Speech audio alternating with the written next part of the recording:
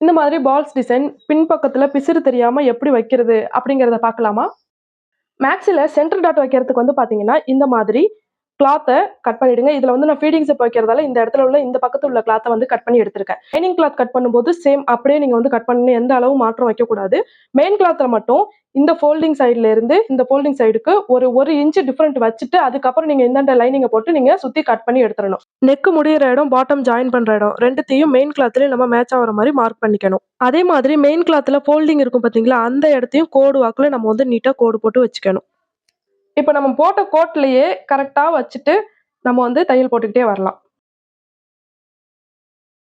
இப்ப நம்ம இத தச்சு முடிச்ச பிறகு, பக்கத்துல ஒரு சின்ன ஃபோல்டிங் மாரி எடுத்து, அது மேல பிசிறு தெரியாம மறைச்சு வச்சு நம்ம வந்து தையல் போடணும். சென்டர்ல மெயின் கிளாத்ல 1 இன்ச் எக்ஸ்ட்ரா குடுத்துருக்கிறதால நம்மளுக்கு எந்த ப்ராப்ளமும் வராது. கடைசியா ஃபினிஷ் பண்ண பிறகு இது எப்படி இருக்கு அப்படிங்கிறத கண்டிப்பா கமெண்ட்ல சொல்லிடுங்க. நம்ம நெக்ஸ்ட் வீடியோல பார்க்கலாம். பாய்.